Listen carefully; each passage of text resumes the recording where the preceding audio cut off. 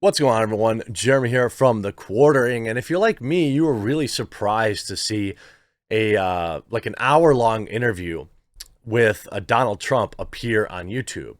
If you haven't been following along, which if you're watching one of my videos, I doubt that's the case. The guy's basically been deplatformed off everything, banned off everything, and to see him be interviewed by the people called the Nelk Boys, I don't really know who they are. They have some podcast called Full Send, which is very popular. I don't mean to disparage it. I don't listen to a lot of podcasts. They seem very popular. And they gave Donald Trump a platform that had about 5 to 10 million views, or 5 to 6 million views, sorry, in the first 24 hours. I suppose some people might tut their nose down at those kind of numbers, but that's a big video. It would have been 30 million views easily in a week or two. It was just people didn't even really know that it was going to happen. I think they had to purposely kind of keep it under wraps, because if they had said anything ahead of time, YouTube probably would have preemptively put the kibosh on it. What's interesting is the fallout now. As expected, YouTube has removed the video, and everybody's basically weighing in. This is an interesting story because it brings up, this week we also had, I talk often about alt tech. I dedicate for free portions of my banner to my alt tech platforms where I make $0 when people watch videos. And in fact, I financially support BitChute and Odyssey and other places like Minds and things like that, Gab. And because it's important to me, having alt tech. And so the alt tech's kind of swarming around this. It's a pretty interesting story, because I'm not exactly sure what he said that would have violated any kind of policy. And I think YouTube probably had to really, really, really stretch to try and figure out exactly what they were going to do to get rid of this video. Because, again, it's another video where Trump is a hilarious meme. He is even more narcissistic than I've ever seen him. It was hilarious. He's like, "What do you think of DeSantis?" "Oh, I basically made DeSantis." "Oh, I did." Like, it was so, I mean, I don't live in fear of the guy. He's not the president anymore. I don't think he's going to run again. But there's a portion of the world that literally have terminal TDS, and it's been pretty hilarious to watch. I'm going to get into all of this right now. So, breaking: YouTube deletes Full Send episode featuring Donald Trump for violating, quote, misinformation policy. The interview with Trump garnered over 5 million views in just the first day, and it was posted before it was suddenly deleted by YouTube. On Wednesday, popular YouTubers, the Nelk Boys, posted their interview with former President Donald Trump on their Full Send podcast. The popular Canadian, who wrote this? I just want to make sure. Oh, just post-millennial staff? Okay. The popular Canadian and American, by the way, post-millennial, if you're doing that thing like Kotaku and Polygon where you're hiding who writes these articles because you know that one of your employees is a piece of garbage, in my opinion, I'm not going to source your website anymore. I hope that this is just happens to be staff. You know who I'm talking about. Anyway, popular Canadian and American pranksters have over 7 million subscribers and 1 billion views. In October 2020, Trump called the Nelk Boys on stage during campaign rally, and during an interview, co-host Kyle Forgeard reminisced about being invited on Air Force One to meet Trump while he was still in office. The interview with Trump became the #1 podcast on multiple platforms, garnered 5 million views in its first day. By the way, this is just on YouTube, so I don't know if I assume they also have audio formats. Before it was suddenly deleted by YouTube on Thursday. Following the video being removed by YouTube, the Nelk Boys tweeted out, "YouTube deleted our Trump episode that had 5 million views in 24 hours, as well as a copy of the email they received from the platform informing them that the video had been removed." Trump called into Sean Hannity's show, Fox News, Thursday night, reacted to the news of the video being removed. Hannity said, "I guess if your name's Donald Trump, you got canceled. And if you're an Ayatollah in Iran and you threaten to wipe a country off the map, you don't get canceled. Maybe you can explain that one to me." Trump said he was told about the Nelk Boys by the president of the UFC, Dana White, and agreed to the show. "I did it, and we had a lot of fun. It was a half hour or so. It became very much a sensation because they had 6 million hits in a very short period of time. It was the #1 thing they've ever done. I told them, I said, don't worry, it'll be taken down because I'm doing it. It'll be taken out. We talked about very good things. We talked about a lot of good policies, including energy independence and all of that. And I just heard a little while ago they took it down. Trump then slammed big tech in the media. Quote, this is not a free pass. Big tech is a disaster, and our country is a much different place. What they're doing is really terrible. And I want to comment on that because, look, I make my living on YouTube. Yes, I do ad reads occasionally, but, for the most part, it's YouTube that pays it. There's a group of you that use my Subscribe Star and back me there. It's like a free speech alternative to Patreon, and it's amazing and it's awesome.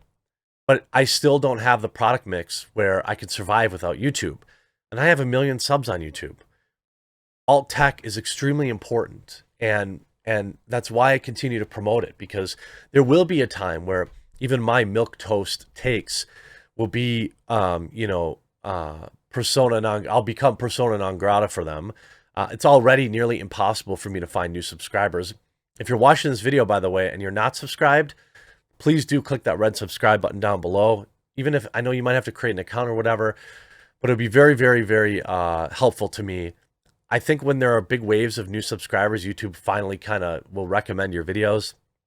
And so I appreciate everyone who subscribes and who continues to. Thousands of people watch my videos on other platforms too. BitChute, Rumble, Odyssey, thousands a day, 10,000 people a day some days. And that's awesome. And I'm really hoping by 2024, that number is more like 50,000 to 100,000 people a day are watching my, stuff on alt tech platforms. And the number of people that are backing me on Subscribestar doubles or triples. So I don't have to worry about YouTube. Right now, it's that way because, well, they're the leader. They have the monopoly on it. But it's not always going to be that way. There is Rumble, there is BitChute, there is Odyssey, there's Gab Video even, Gab TV, I think it's called. And as creators, I'm talking to people like the Nelk Boys and other large creators. It would take you almost no effort whatsoever to embrace some of these alt-tech platforms. Yes, it's true. When people watch my videos on Rumble, I don't make any money, or BitChute, or Odyssey. But who cares? Like, and I think that's a big issue that hold a lot of creators back. Even if they're only making a couple $100s a month on YouTube, the idea of like posting to alt tech and getting paid zero doesn't seem worth it to them. And I also understand my position, where me losing 10% of my viewers to alt tech means a 10% pay cut, but I do fine, okay, either way. So I get that I don't want to be too harsh on people and say like, hey, I can do it, so you can do it, because 10% pay cut for some people might be the difference between covering their bills or not every month. But I would hope that more people, when they do stuff like this, like when the Nelk Boys did stuff like this, I don't care about them uploading it to YouTube, but then immediately after it got taken down, they should have had it up on other platforms. And then in the tweet where they said it got taken down, they should have linked to all platforms where you could watch it. Or you could host it on your own website. The reason I don't host, so I have thequartering.com. I'm building a mailing list there.